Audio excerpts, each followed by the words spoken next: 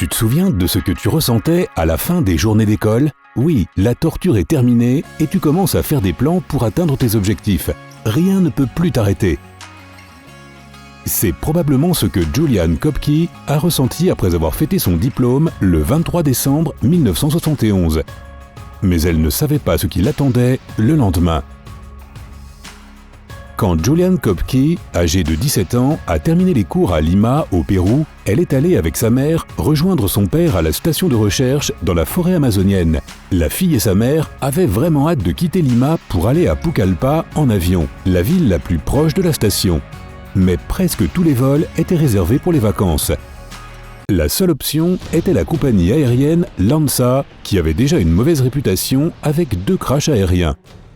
Cependant, elles ont réservé les 2 derniers sièges restants pour le vol 508, sans peur, étant donné que le vol ne durait qu'1 heure. Mais après avoir acheté les billets, elles ont dû attendre 7 heures parce que le vol était retardé à cause du mauvais temps. Enfin, l'avion a décollé dans l'après-midi du 24 décembre. Au tout début, c'était un vol calme, mais très vite, les nuages ont commencé à s'assombrir et les turbulences sont devenues plus violentes. Naturellement, Julianne se sentait nerveuse et anxieuse, comme le reste des passagers, dont sa mère. Quelque chose clochait, c'était sûr. Après avoir traversé les Andes sur 6,4 km, l'avion s'est retrouvé au milieu d'une grosse tempête avec des éclairs et du tonnerre constant. Soudainement, l'avion a commencé à sauter, les valises commençaient à tomber des casiers et à voler à travers la cabine. Terrifiée et impuissante, Julianne a pris la main de sa mère et a fermé les yeux. Mais quelques minutes plus tard, ses yeux se sont grands ouverts quand la foudre a frappé l'avion. Le réservoir de l'avion s'est enflammé et quelques moments plus tard, l'une des ailes de l'avion a été arrachée. Avant que Julianne ne comprenne ce qui était en train de se passer, l'avion a plongé et la cabine a commencé à se désintégrer. Encore attachée sur son siège et sonnée, elle a fait une chute de 3 km depuis le ciel. Le seul bruit qu'elle pouvait entendre était le souffle du vent, et elle a seulement vu la canopée de la jungle tourner autour d'elle. La jeune fille ne se souvenait pas de l'impact, mais il est très probable que le siège sur lequel elle était encore attachée et que la végétation de la jungle ait amorti le choc. De manière renversante, elle a survécu au crash. C'est un véritable miracle. Durant les 24 heures suivantes, Julianne perdait et reprenait connaissance. Après cela, elle a enfin réussi à revenir à elle et a commencé à appeler sa mère en criant. Mais elle a vite réalisé qu'elle était seule dans la jungle. Et comme si survivre à la chute n'était pas assez pour une seule personne, elle devait trouver un moyen de retrouver son chemin dans la jungle et trouver de l'aide. En plus de tout cela, sa clavicule était cassée et elle avait plusieurs coupures profondes sur les jambes et les bras. Malgré ses blessures, elle a commencé à bouger en se promettant qu'elle se sortirait de ce cauchemar à tout prix. En cherchant de la nourriture, elle a entendu le bruit d'un aéronef de sauvetage au-dessus d'elle. Le crash de l'avion avait déployé les plus grandes recherches de l'histoire du Pérou, mais la forêt était tellement dense que les aéronefs ne pouvaient pas repérer les débris de l'avion, et encore moins un survivant. Après quelque temps, elle a cessé d'entendre le bourdonnement, sachant pertinemment que plus personne n'allait la chercher à présent. Heureusement, elle a trouvé un sachet de bonbons sur le site du crash, ce qui serait sa seule nourriture pour les 10 prochains jours. Puis, elle a entendu un son qui lui a fait reprendre espoir, le son d'un cours d'eau. Il faut alors mentionner que Julianne connaissait assez bien la jungle. Son père était un biologiste qui étudiait la vie sauvage de l'Amazonie. Elle avait passé beaucoup de temps avec lui dans sa station de recherche et il lui avait appris beaucoup de choses sur la nature de la forêt tropicale. Elle s'est alors souvenue que son père lui avait dit que marcher vers l'aval devrait la mener à la civilisation. De plus, elle avait de l'eau pour étancher sa soif. Julianne s'est donc mise en tête de suivre le cours d'eau. Comme tu l'auras deviné, cela n'avait rien de simple. La forêt amazonienne est pleine de dangers.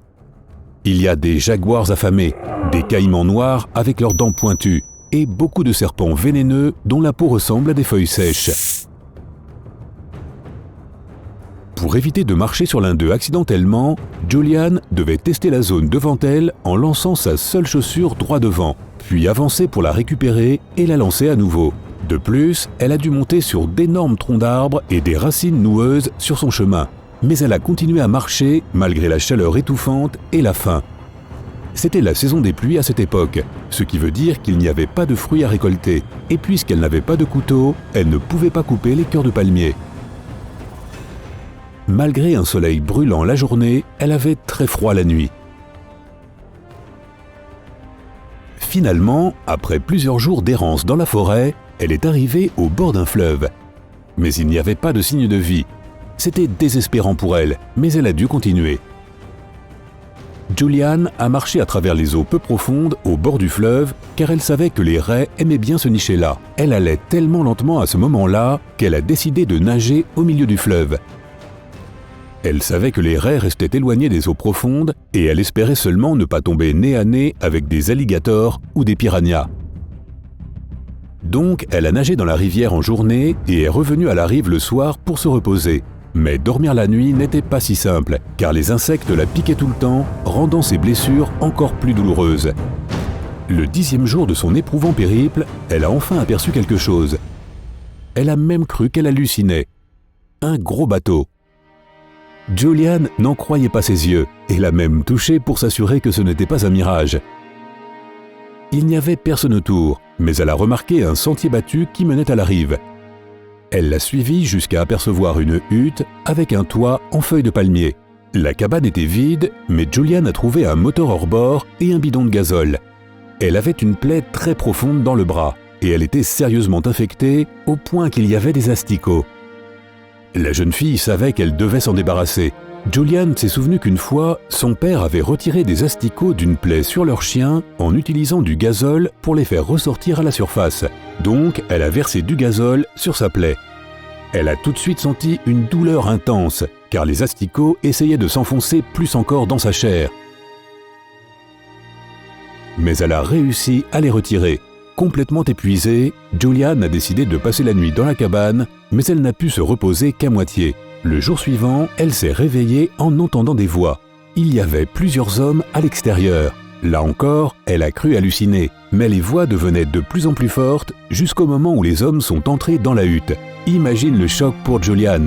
Ils étaient étonnés eux aussi, car ils pensaient que c'était une sorte de déesse marine. Une légende locale dit qu'il existe une déesse hybride entre un dauphin et une femme blonde à la peau blanche. Julian a expliqué aux 3 bûcherons qui elle était et ce qui lui était arrivé. Ils ont soigné ses plaies et lui ont donné à manger. Le lendemain matin, ils l'ont aidé à monter dans un canoë et sont arrivés à la station la plus proche. Après avoir atteint sa destination, un pilote local a emmené la fille à l'hôpital où elle a enfin eu des soins médicaux professionnels. Très rapidement, son père est arrivé et ils ont enfin été réunis. Tandis qu'elle était encore à l'hôpital, Julian a donné des informations aux chercheurs pour les aider à localiser l'épave. Malheureusement, c'était la seule survivante. Mais cette histoire est néanmoins un incroyable exemple montrant que le désir de survivre est toujours plus fort que les terribles circonstances. Que ferais-tu si tu étais dans la jungle pendant 11 jours? Fais-le nous savoir dans les commentaires. N'oublie pas de donner un j'aime à cette vidéo, de la partager avec tes amis et de t'abonner à Sympa.